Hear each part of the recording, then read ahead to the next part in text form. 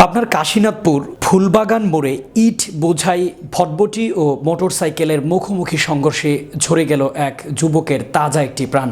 এই ঘটনায় গুরুতর আহত হয়েছেন ওই মোটরসাইকেলের দুই আরোহী। পাবনা জেলা প্রতিনিধি মোহাম্মদ হাসান মিয়া জানান, গতকাল সোমবার দুপুর 2টার দিকে কাশীনাথপুর ফুলবাগান মোড়ে এই দুর্ঘটনা ঘটে। নিহত যুবক নগরবাড়ি বসন্তপুর গ্রামের ইকবাল শেখের ছেলে জামিল শেখ। আহতরা হলেন ওই এলাকার মাখমের ছেলে পরাগ ও সিংহাসন গ্রামের ধনী শেখের ছেলে ইমরান।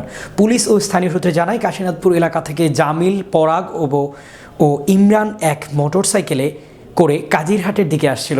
মোটরসাইকেলটি কাশীনাথপুর ফুলবাগান মোড়ে পৌঁছালে নগবাড়িগামী ইট বোঝাই ভটভটি গাড়ির সাথে মুখোমুখি সংঘর্ষ হয়।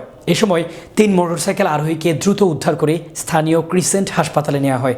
জামিল ও পরাগের অবস্থা গুরুতর হওয়ায় তাদের পাবনা জেনারেল হাসপাতালে নিতে গেলে পথেই জামিল মারা যান। এ ব্যাপারে পাবনার আমিনাতপুর থানার ওসি আলমগীর হোসেন বলেন, ইট বোঝাই ভটভটির সাথে মোটরসাইকেলের মুখোমুখি সংঘর্ষে ঘটনাস্থলেই একজন মোটরসাইকেল আরোহী নিহত হয়। এ ব্যাপারে মামলার প্রস্তুতি চলছে।